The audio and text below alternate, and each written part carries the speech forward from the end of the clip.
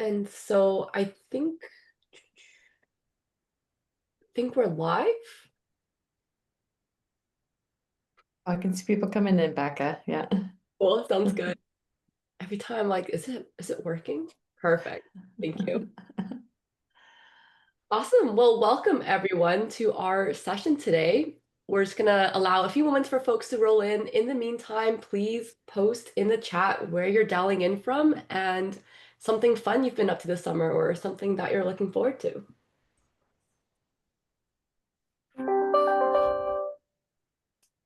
And while we let folks do that, Gina, why don't we start with you?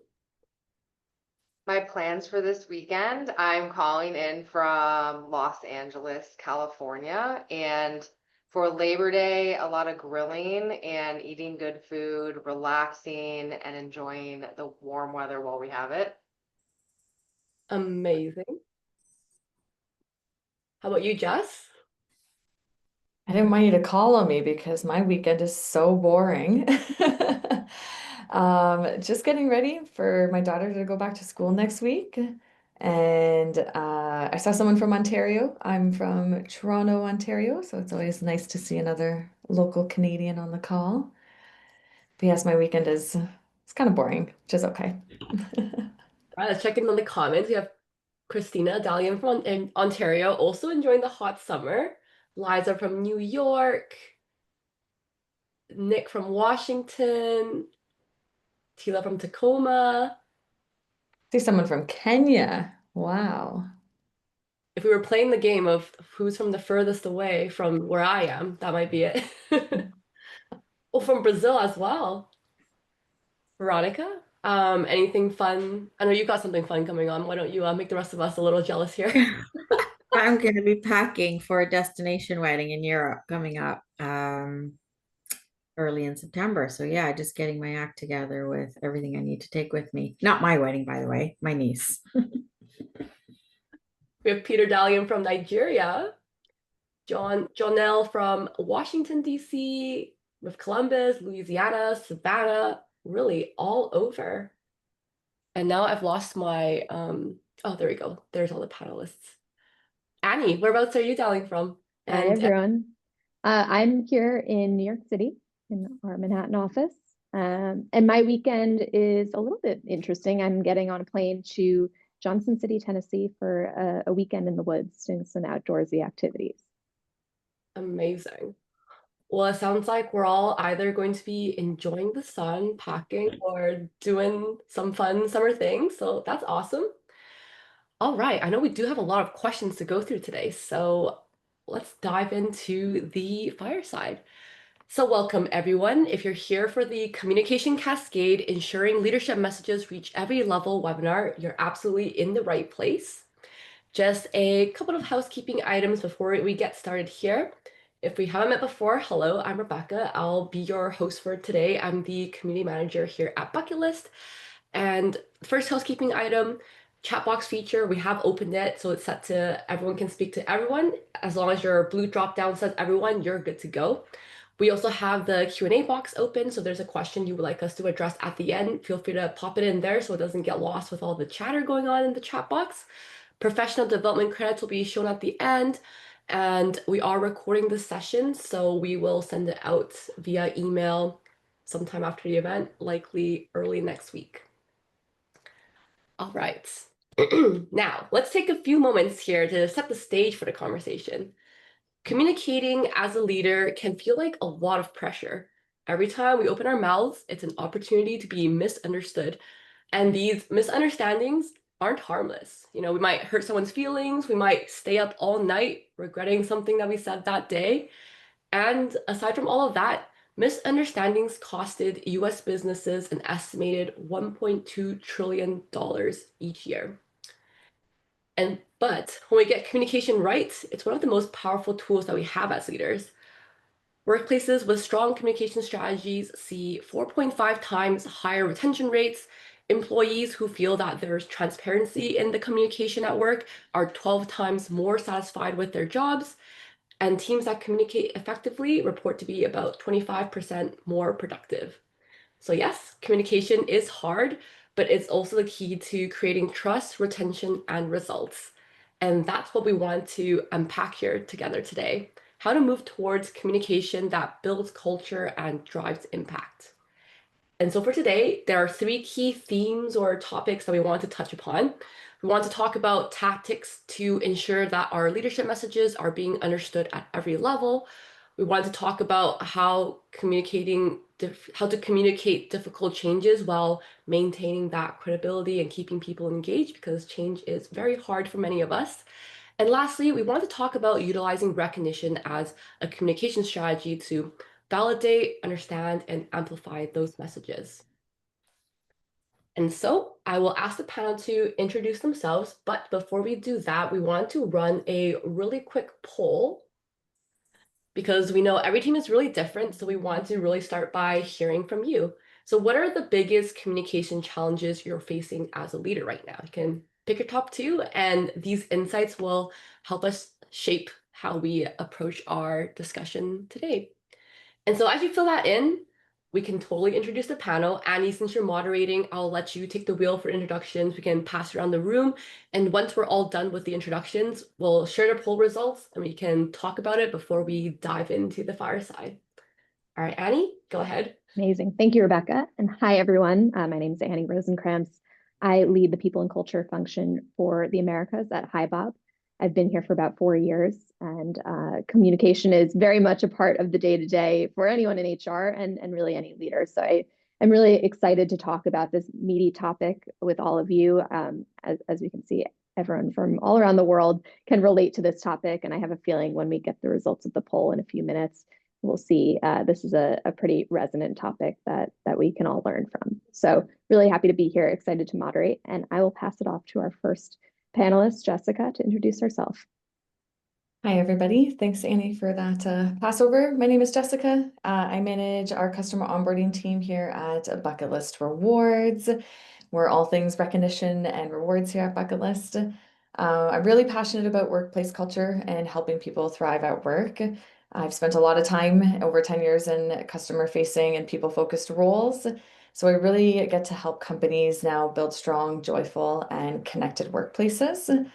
I've worked with hundreds of different companies over my years, so I really see what has worked in terms of communication, recognition, and culture. And I really believe that when people feel valued and connected, it changes not just how they work, but how they experience their lives. So I'm very excited today to speak more on this topic, and I would love to pass it over to the next panelist, the lovely Veronica. Hi, everyone. I'm Veronica Nerona. I am currently Senior Manager of Internal Communications and Events at Plan International Canada. I've been in internal comms for, I'm going to say over 20 years, dating myself a little bit, but that's okay. And so I've seen a lot. I've seen the function grow to what it is today, but I also see some opportunities that still exist across the board. I've worked in billion-dollar organizations, and now I did a little bit of consulting, and currently I'm at a nonprofit. So from a 20,000 population of employees at one company to a 3-person company where I help them build a communications functions and everything in between. So I've seen a lot over the years. And I'm excited to share my experience with you in terms of using internal communications as a means to engage your staff and help build credibility for your leadership team, and ultimately and obviously using that to build trust. And I'll pass it over to Gina. Great, thank you. Good morning, good afternoon, everybody. I'm Gina Romano. I'm the Senior Vice President of People Operations at Centerfield Media. So I've been with this company for about 7.5 years. And in my role as the head of people operations, it really oversees and touches on all things human resources, from learning and development, HR operations, talent acquisition, talent management, internal communications, really runs the gamut of all things HR. I've been in human resources for almost 20 years, spanning across different industries and different companies, but always have had such a strong focus on ensuring that communication from the executive team across the board is reached at every level, And it's such an important piece of making sure our company is running smoothly. So super excited to chat today and share some experiences. Amazing. Thank you all so much for sharing. So excited for this upcoming conversation. We have a lot of votes on the poll, so we'll start by picking your brain on that. I'm sharing the results now. Do you see the little bars coming up? Mhm. We do see them. Um, Yeah, it looks as though we have a very kind of an even spread, with the leading one being how to disseminate messages to employees. I think I voted for that one as well. But across the board, I think the topic of communication is a diverse one with a lot of challenges, and it sounds like it's being felt. They're being felt across. So this will be a good discussion. Hopefully, we can touch on some of these challenges in the webinar. Amazing. Well, that sounds like a nice segue. I will exit screen and let y'all take it away. Great. So we have some prepared questions. I will also be keeping an eye on the chat and the Q&A box. So if you do have questions, I will try to integrate them. I'll do my best to address as much as we can. But just to kick things off, would love to ask sort of a broader question, which is, when we think about the topic of employee communication and the challenges that come with them, if each of you could share, or just a few of you could share, what comes to mind when you think of a challenge that really stuck with you when it came to communication? And Gina, I'll start with you. Sure. Yeah. I don't know if I have one example that is like the most painful one in relation to communication challenges, but I do think there's this common theme that continues to come up at my company over the years. So we do employee pulse surveys, as I'm sure so many of you do on an annual basis. And over the last few years, we had this consistent theme where communication was kind of at the bottom of the barrel and wasn't getting great ratings. And so finally last year, we decided to take a more action-oriented approach and try to figure out, what exactly does this mean when our employees are saying that communication is a challenge here, because it is so broad.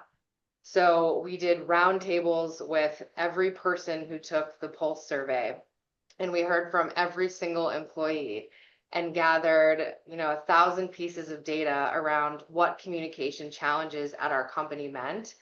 And what was so interesting was that it varied widely depending on the level they were at the company, the location, if they were remote, if they were in office, the segment that they worked for. And so it was difficult to address that communication is a challenge because it meant so many different things. And we tried to kind of filter it by which were the ones that could make the most impact, and then create some action-oriented solutions around that we've implemented over the last year. And we're actually in the midst of our pulse survey right now. So hopefully we will see that some of that came about. But I think the challenge for me when it comes to communication is, it is such a big topic. It means so many things to different people, depending on a variety of factors, that it's hard sometimes to address unless you really get to the ground level to identify the most impactful issues and where you could make an impact as a team. It really speaks to what we saw in the poll results as well, that communication challenges is such a, there's so much wrapped up in it, and it seems like your investigation sort of confirmed that, what we're finding. Yep. Jessica, how about you? Yeah, interesting, that Gina actually brought up surveys, because one thing that I have found over my career is sometimes the problem starts with the survey itself, actually. I hear this time and time again from other people in other companies. I've experienced this myself, where companies actually just survey their employees, but they actually don't do anything with the survey results. I had this experience where a company I worked at once provided the results a year later, a whole year after they surveyed us. And this is very common, where they either don't do anything or they just present the results, but they don't actually, like Gina's saying they're doing the company now, providing like actionable steps to take those results forward. And what I think a lot of companies don't really realize with this is that your employees are trying to communicate with you in the surveys. They're trying to give you the information. And if you don't do anything with it, you're actually losing trust from your employees at that point because they now have felt like they've opened up to you, they've provided you whatever's not working and what is working, and you've just been dismissive essentially by not doing anything with those results. So to kind of bounce off of what Gina had said there, really encourage companies if you are going to utilize something like a survey feature, whether it is pulse surveys or other types of surveys throughout the year, that not only are you taking that information and communicating the results back, but actually doing something with it. And you're not always fixing everything, right? Like you can't always look at the whole list and say, okay, this year we're going to tackle all of these. But you can start to set plans in place so that your employees actually feel heard. And then the next time you do that next survey, which is hopefully what's going to happen on Gina's circumstance here, is that you'll start to see better results coming out of it. And employees are going to feel heard, so they're going to feel more open to continue that communication back and forth. Thanks, Jessica. One of the items that came up in the poll, and one that resonates with me a lot, is the challenge of being in middle management, and you're getting a directive from above to communicate something to your team that maybe you don't even agree with, but you have to then articulate the message and communicate on behalf of the company in a professional way. So I want to hear from each of you or whomever has sort of a use case in this scenario on how you've tackled those situations and your own experience with it. And I'll start with you, Veronica. Yeah, sure. Thanks for the question, Annie. I think what's different in my function in comparison to my fellow panelists, or my sister panelists, I should say, is that my sole function is internal communications. And I've realized over time that not every organization has an internal comms function. So I think I'm in a bit of a unique position in that I have an opportunity to influence decision making. Having access to senior leaders is key in my function so that I can be at the table to help guide decision making when it comes to sharing information in terms of when and how and where. One of the big challenges for comms is always the challenge between when do we communicate something externally and internally. My advice is always where you can align in timing, do so. Ideally you inform your employees ahead of anything external, recognizing there are, sensitive topics and such that you want to keep under wraps. But timing it as close as possible is highly effective, and it does help to build trust in the information sharing. So that's something that I would strongly recommend. You want to look at how you are cascading information. And I think I saw that come up in the survey as one of the top ones. Like they were pretty equal, but one of the top ones was how do we effectively cascade information? And my advice is one size does not fit all. So it's not always an email that is going to hit everybody and resonate with everybody. So you do want to consider multiple ways of reaching your audience, whether it is through a leadership forum. Do you call a meeting for like big impacting issues with your leadership team, people leaders that you decide what level, maybe director level and above, depending on your organizational structure, sharing information with them, getting input from them. How do you think this is going to land with staff? What questions do you think they're going to have? So you have that discussion early and you set a set of consistent messages that you would want to cascade across the board. So I hope that helps answer the question. It definitely does. And as you were talking, a few comments came through. One from Christina that came up when we all met for the first time a few weeks ago, which is, what if your company is too small to have an internal comms department or team or even individual? How do you address these same challenges? That's a great question. And yes, not every company can have an internal comms dedicated person, but there should be somebody who has some accountability for internal comms. And maybe it's a leadership, or maybe it's the HR department, whatever it may be. But there are tons of tools out there available that will support communications efforts. Where it gets tricky is when you don't have somebody who sort of owns that end-to-end strategy of internal comms, then it's like a free-for-all.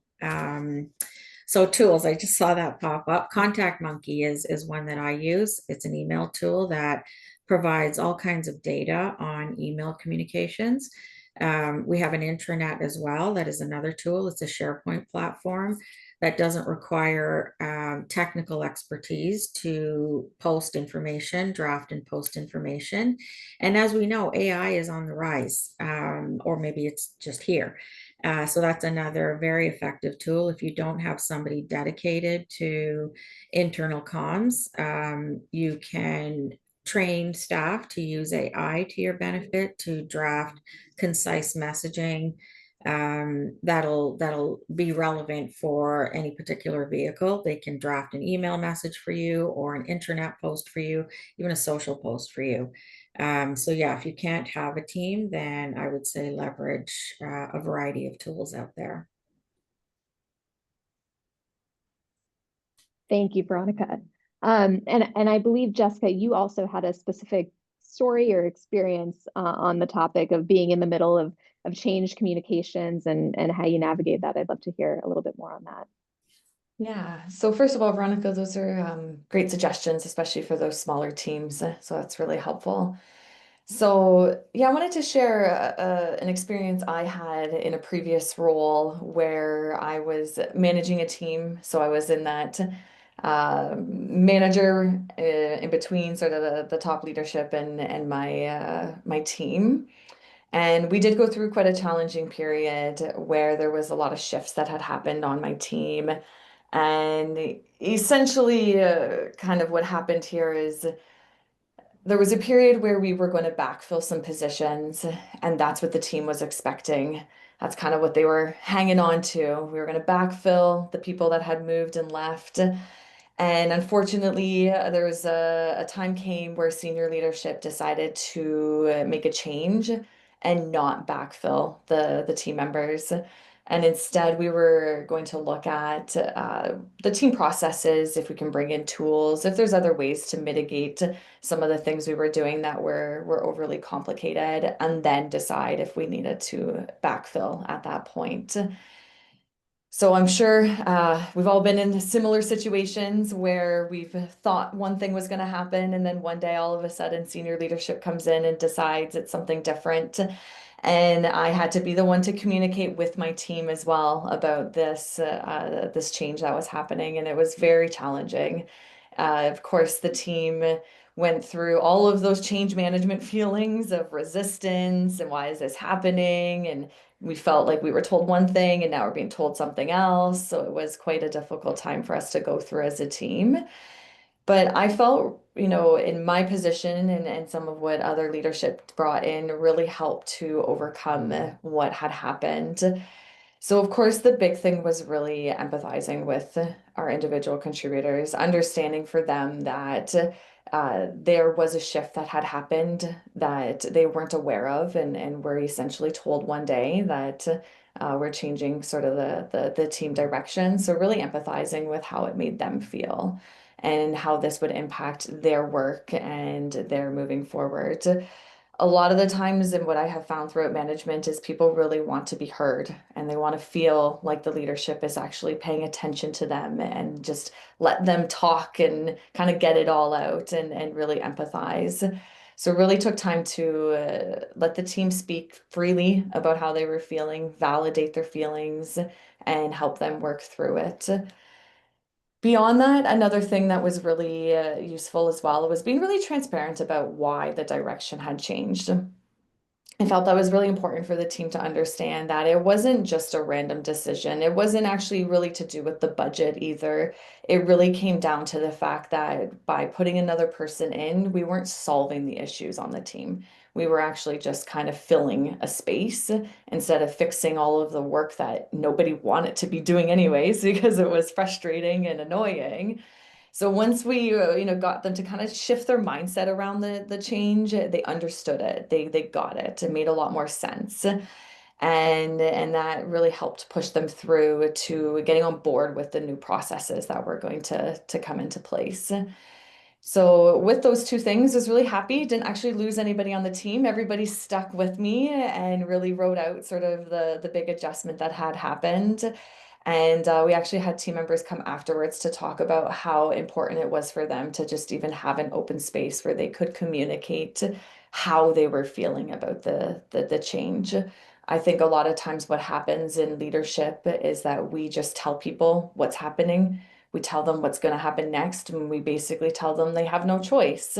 And nobody likes that. That's not a nice feeling. But when we can give people the context and the reasons and let them feel their feelings and empathize with them, then they're more likely to come around and understand and then also continue to contribute great work to the team. You know what's interesting, Jessica, is that I always preach transparency is by far the most important component of communication. But there are times when you just can't be transparent. And I was thinking about how I know there's a lot of HR folks on the call, and in our role, we so often have to keep confidentiality and can't share information. For example, my company went through a restructuring a couple of years ago, and a lot of this decision making was kind of happening with our executive team. However, my HR team was heavily involved in the planning. And unfortunately, as it usually comes to be, rumors started happening and circulating among employees.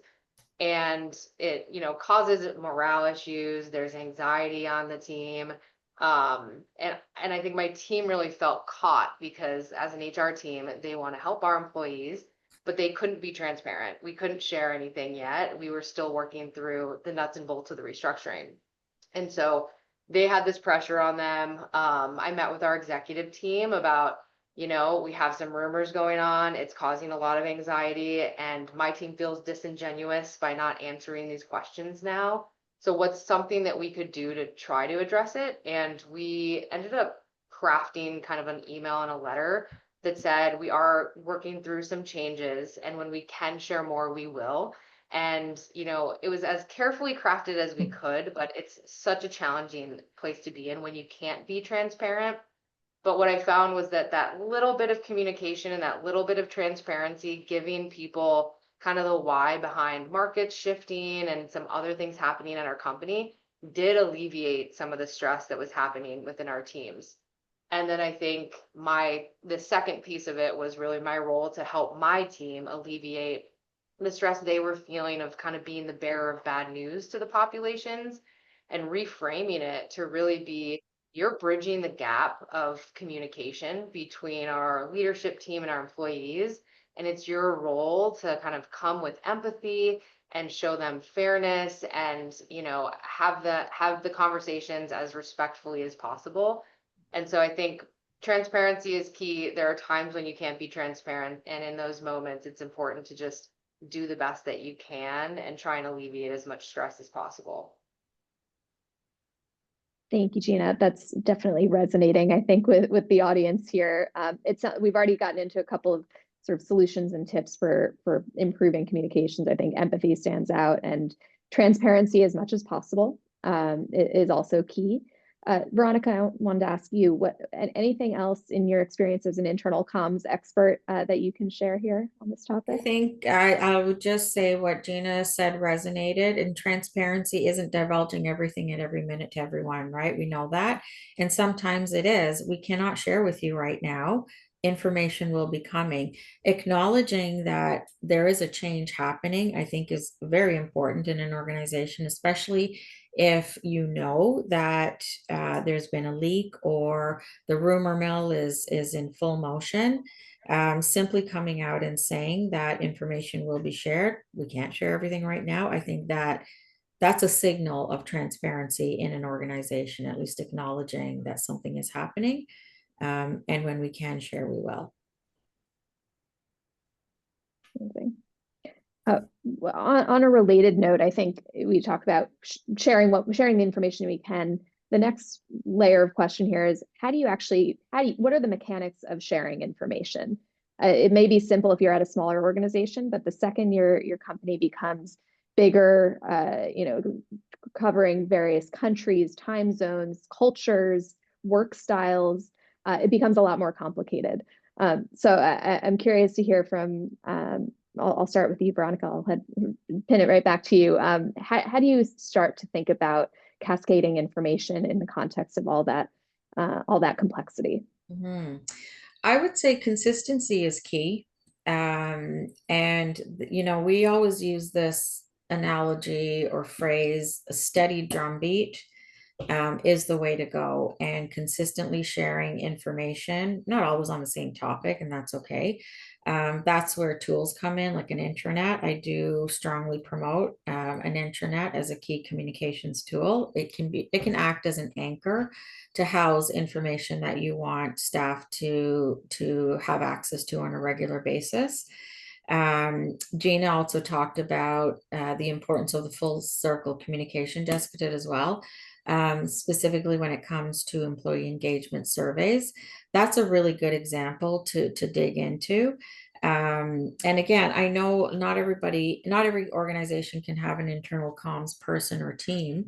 But if it's the HR team, when you're building your survey strategy overall, consider a timely communications plan in that. Doesn't have to be complex, but simply noting when the survey is going to launch, midpoints to promote participation, at the end when it closes, thanking everybody for their participation with a promise we will come back to you. It might take 6 months, but we're going to come back to you and summarize your feedback and then work with you on action planning. That's your steady drumbeat on that particular topic of the employee survey. And ultimately, you'll lead to a full circle and closing the loop on the feedback that they provided you with an action plan. The other thing I would consider is using your communications as a way to build trust. And again, that consistency, steady drumbeat of sharing information is one way to build trust with your audience.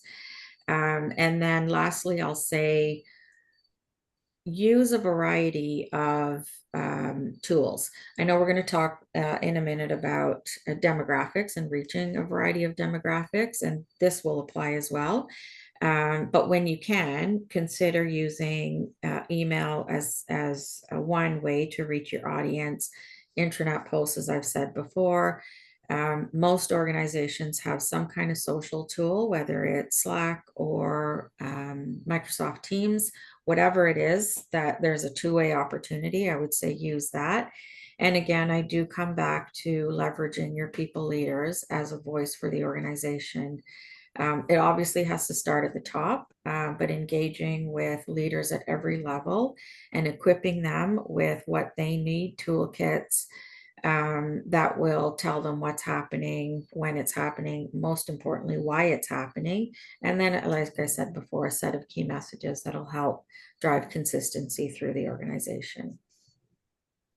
I could piggyback on that. And I think two areas I'd focus on. One is that, as Veronica said, transparency does not mean everything, but it most importantly means the why behind reasons that are being made. So for example, we do a hiring freeze typically once a year. And the reason we do that is to just recalibrate where our company is at. Do we still need these roles? Are these the right positions, costed at the right space, et cetera? And so it can send a bad message if all of a sudden employees just see there's a hiring freeze. So we're very transparent that we want to make sure the long-term health of our business is being considered, and we want to make sure the people we're hiring are the right roles for that growth. That little bit of transparency and the why behind it goes such a long way with employees. They just want to understand what's happening. And then the second piece is, I think you touched on this as well, Veronica, is repeated communication. So we got a new CEO a couple of years ago, and one of the first things he did was immediately increase the cadence of our town halls, going from a quarterly town hall to a monthly town hall. And it was more bite-sized information, more clear and concise information. And it was repeated at the beginning of every town hall. He repeats the same information. These are our 4 pillars. This is our North Star. This is what we're still working towards. This is why we talk about this. Here's our financials that back this up so you understand why we're doing everything. And the clarity and the unsolicited feedback we've gotten from that has been amazing. So increasing the cadence and increasing the why behind was 2 of the big things that our new CEO did that made a huge impact. That's really, I think I'm also learning as I'm sitting here. I think that's really helpful insight as to how to just make sure that there's alignment across the organization and hearing the vision straight from the source rather than relying on telephone or multiple layers of leadership to relay a message that ultimately is going to get muddled with every iteration. Jessica, anything else you would add to this? I feel like both of these ladies really touched on a lot of great things. Just a couple of things I would add here. I think Veronica really touched on this kind of like meeting people where they're at. So like really understanding like where your employees work, what languages they speak. Like I'm a really strong believer if you are multi-language, you should be communicating in the languages that people are speaking in. Posting the information in different places. So yes, like meetings, Slack, Teams, emails, and then having the direct managers also really helping with cascading information that might be coming from, some more senior leadership is also really useful. The other thing though that I think is useful to mention, and this is more sort of on a smaller basis, not really necessarily information coming from senior leadership and whatnot, but more on a direct, maybe manager to a direct report. When you are communicating information, especially if it's about that individual, one, you shouldn't be communicating, things they need to work on or fix for the very first time in like a performance review. Employees shouldn't be surprised in a performance review that they're being told that they need to like work on all these things. These should be like communications that are happening throughout the year that are more regular. So I find I've been in the circumstance, I've heard of this before, where all of a sudden, an employee's like, oh, I didn't know that I was doing this thing wrong this whole time, or I needed to fix this thing. And they were only told like at that yearly review. So I'm a really strong believer that, on an individual basis, we should be having these communications very regularly. The other thing, even from an individual perspective, but also from a company perspective, is we should be communicating great things that are happening as well. A lot of communication tends to be about the bad things that are happening, the things we need to fix, the targets we're not hitting. But we really want to be peppering in great things, whether these are individuals that are doing really awesome things, accounts that are being launched, or, sales doing this awesome thing in marketing, put out this great thing, like having these really like positive communications that are happening peppered in with maybe the not so pleasant things. That's what helps to build that trust and also really helps people be more open to maybe the more constructive, not so great sides. And Jessica, your point. Sorry, go ahead, Veronica. No, sorry, Annie. I was just going to say that that's a really good practical list of examples that Jessica just shared. And I think that is so, so important to share the good news and leverage your staff to tell stories about them. Share even when you're talking about results, ask your staff, how did we achieve these results? What was your role in this? And develop a series of staff feature stories. Even something like, what did you do over the summer? What was your holiday plan? How did you spend it with your kids? It tends to create a human connection when people start to get to know each other and hear stories about each other. Recognition on various levels, whatever it may be. But I just wanted to build it on what Jessica was just saying about sharing good news as well. Yeah, and I was just going to add, I've seen both ends of the scale when you're being overly transparent, not overly, but if you're being transparent and you're sharing a little bit too much critical negative, it can bring down the energy of the company. On the other end of the spectrum, I've been in a position where leadership is only sharing the wins, and the people on the ground are saying, hey, it's not as flowery and wonderful as you're making it out to be. It feels like you're disconnected from what we're going through in our day to day. So having a really balanced communication of celebrating wins, but also recognizing and empathizing with the challenges is really important. One other point, just on going back to the mechanics real quick, I'm going through this at HiBob today, which is addressing the challenges of having a really diverse staff across cultures, time zones, languages. It's something that we are experiencing in overdrive right now because we've just acquired a company on the west coast of the US. We have employees all over Europe and the Middle East. And one of the things that we've started to do with the help of AI is leveraging transcribing tools. So in addition to having all hands meetings that are live at multiple times a day to capture all the different time zones, we're recording those meetings. We're doing pre-built videos so that rather than forcing or asking our employees to watch an hour-long all hands, we send them a 5-minute snippet video from the voice of the leader to talk about the key takeaways. And then for the people that don't want to watch a video, we've got the transcription or a summary version of that video. So we're speaking on the topic of meeting people where they are. That's it's been a really successful pilot that we've tried out, and we're going to continue to build on it. But it's one way we can also offload some of the burden that used to be a human task to technology to help support communication. Mm-hmm. So yeah, shifting. Definitely. Yeah, go ahead. Oh, I was just gonna say, yeah, definitely leverage, AI and other tools when possible. There's so much useful, so many useful things out there. So if it can take it off your plate, definitely utilize it. So on the topic of, or furthering this topic of communicating a message, when we don't have the benefit of having all hands meetings and having the CEO or executives speak about what they're working on, we often do have to rely on more levels of leadership to cascade a message.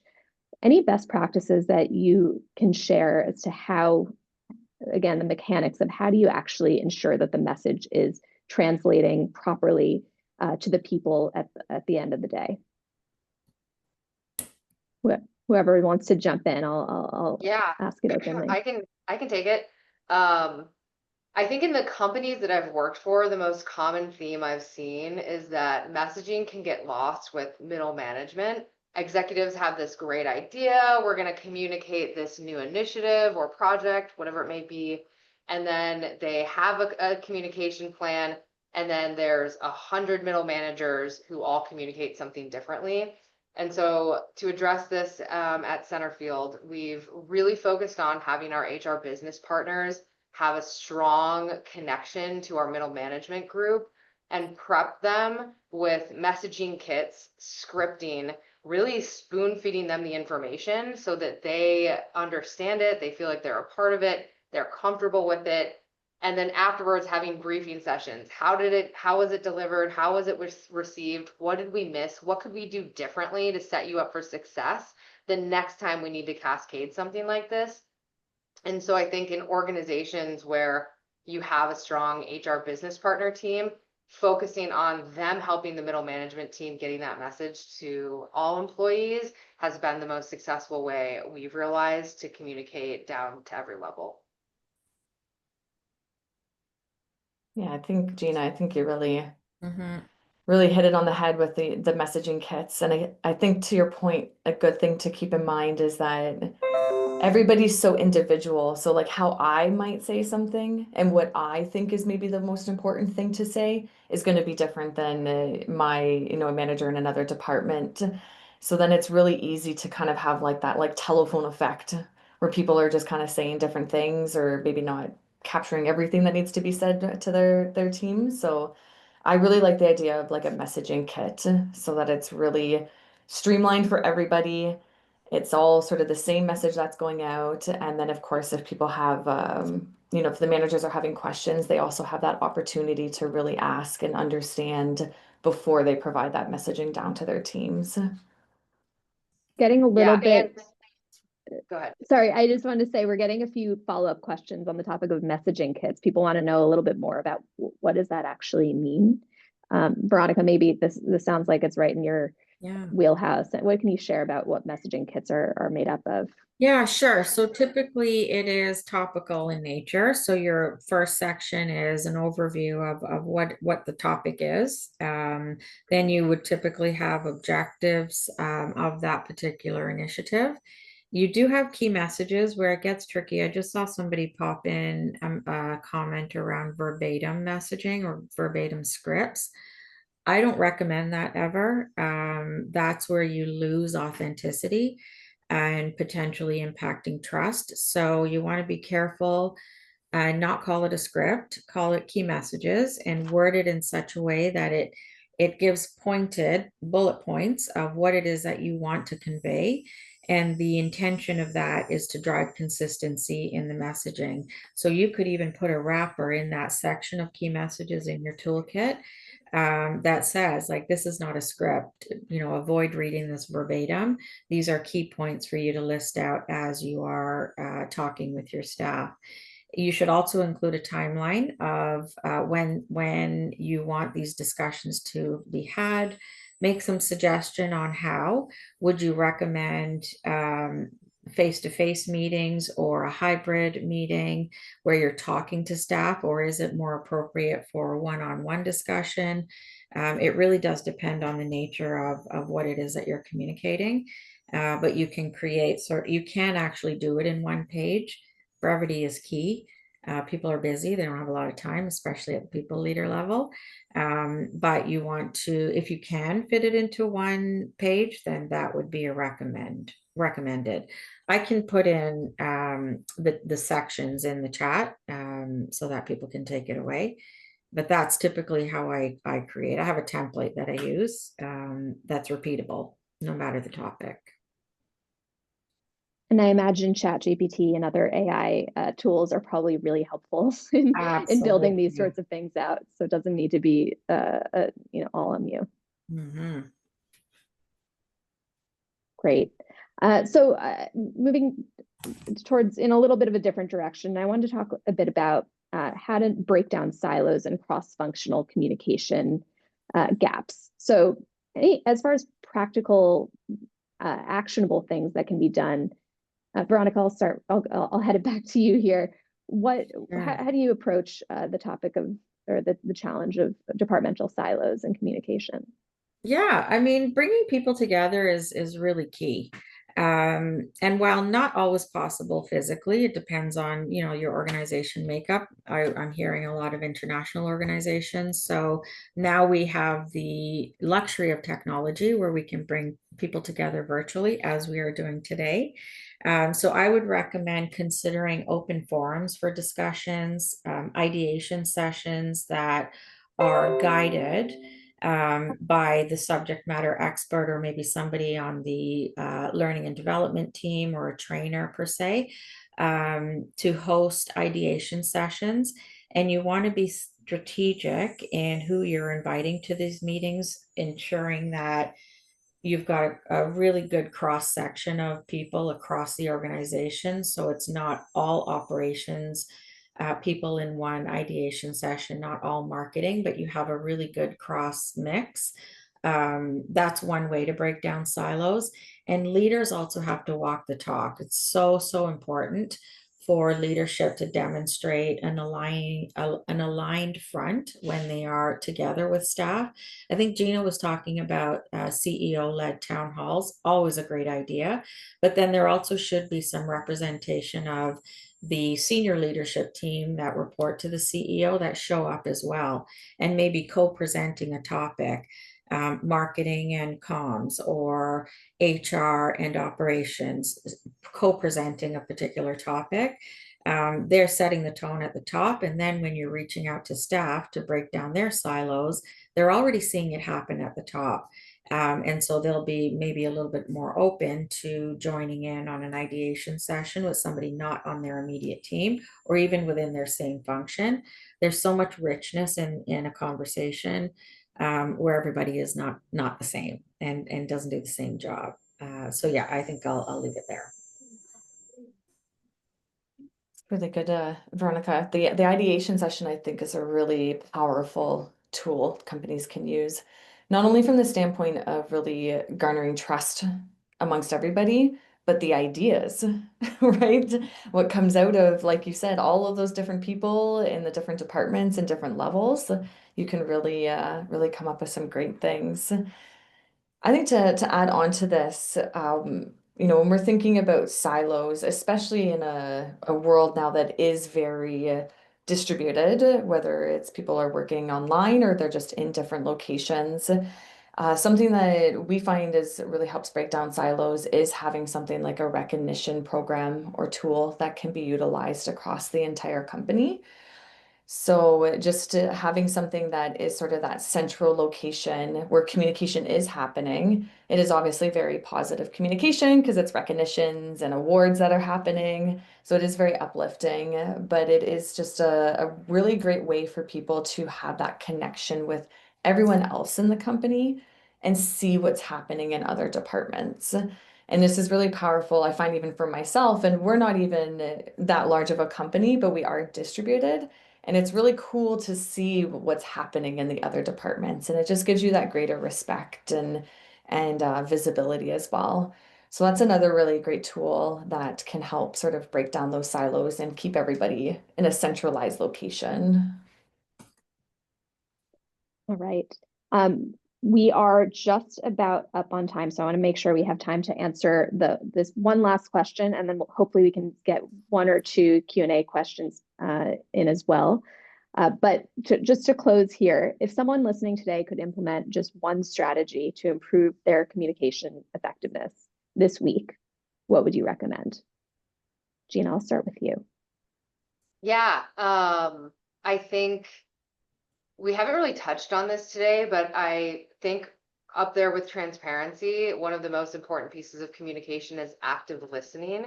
And one of the biggest points of frustrations that employees can feel is when their manager is not a good listener and does not actively listen to them. They interrupt them, they don't really hear them, they're multitasking. And so I think like when you can build an executive team or a leadership team that has strong active listening skills and start from the top to cascade that down, it goes such a long way and it takes out so much stress from the employees who aren't feeling heard.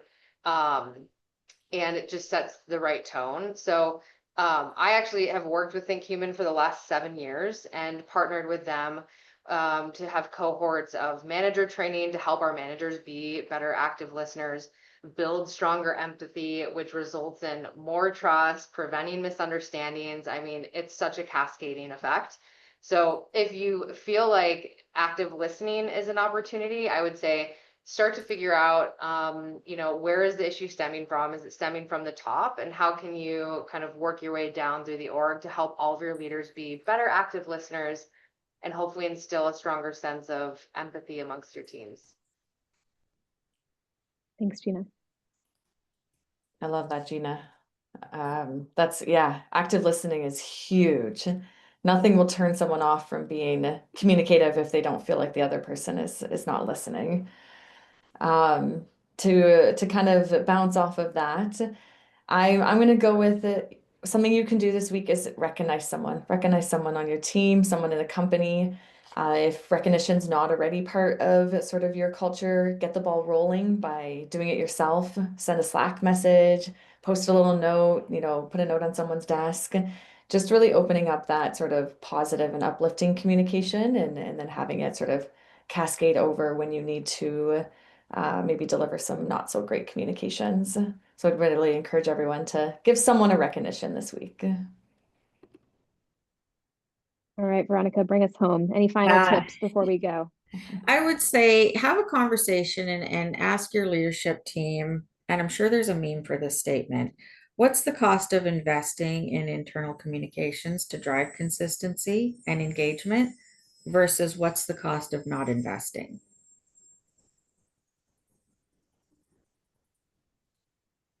I'm Tough gonna question leave to it answer, but I hope it speaks for itself.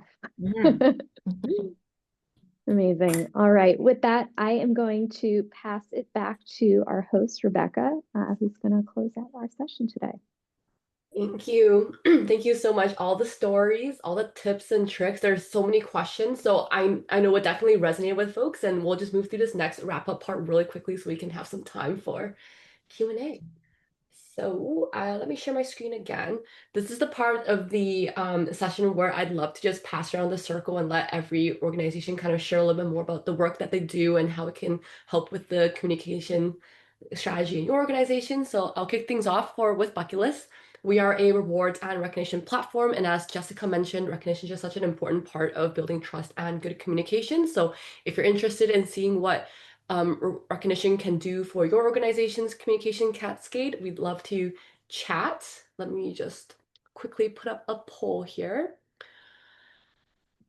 And we're also excited to share that we're now a certified HiBob integration partner. So we're really excited, Annie, just to see that official marketplace listing.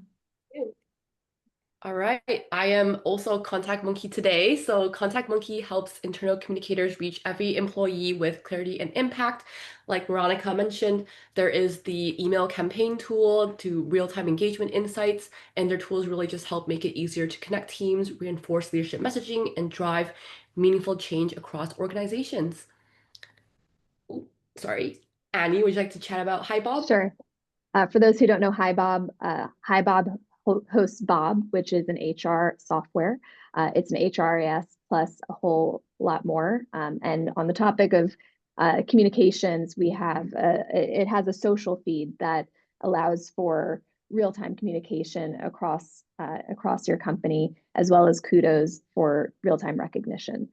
So if you haven't looked into it, please take a look, do a Google, or respond to the poll to ask for more info. Thanks, Annie. I also ThinkHuman. So ThinkHuman is a manager training and leadership development company that offers training like communication and accountability to build more effective leaders at all levels. Veronica, did you want to share a bit more about Plan International? So we are a nonprofit organization. We work around the world. Our mission is to advance children's rights and equality for girls, especially. We have been in business for 85 years and work in hundreds of countries around the world.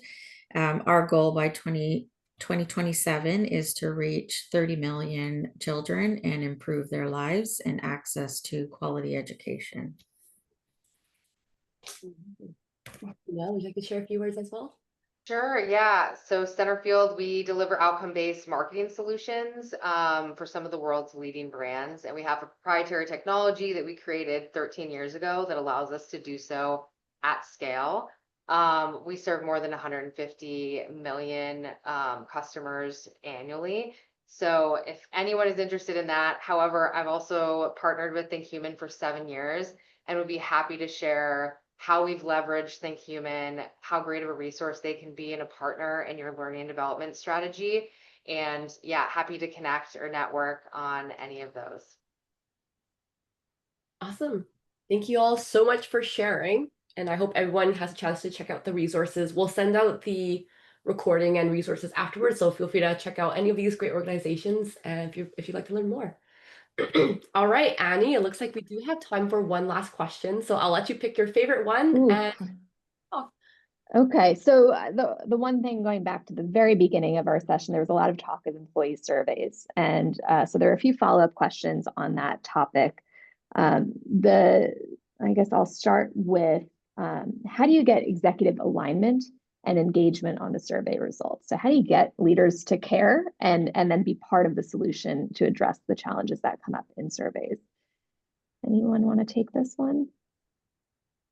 Yeah, I can take it. I think when we are able to provide our leaders with bite-sized pieces of information related to their function or segment, it feels more real to them. And so whenever we get the plethora of data back from our pulse surveys, we try and slice it so that it feels applicable to each leader's segment, function, whatever. And that really helps them feel bought in. I also think when your CEO makes your surveys a priority and shares how they're important and ensures that we have communication follow-up strategies after employees take the time to do it, when the CEO's bought in on the messaging and he's presenting the information alongside HR, it goes a long way to send that message. So having your CEO like lockstep with you, as well as trying to tailor some of the pulse data so that your leaders feel like it is applicable to their group, is really important. Agreed. You touched on all the learnings that I've had in my experience as well with these surveys. You really need to make them believe that it is as much their issue as it is the CEOs and HRs. And no better way to do that than through showing the data. Amazing. All right. With that, I think we don't have enough time for another question, but really appreciate the engagement. And Veronica, just a heads up, you got a lot of people want that template. So All right. we'll make sure we get that Happy. sent around. Awesome. Well, thank you again so much to all the panelists today. Great stories, great shares. We appreciate the generosity of your time and your wisdom. And to everyone in the comments, thanks for coming today. And also thank you for all your questions and all your thoughtful comments. It really helps bring these events to life. So we thank you all as well. Have a good one, and we'll see you at the next event. Bye, everyone. Thank you.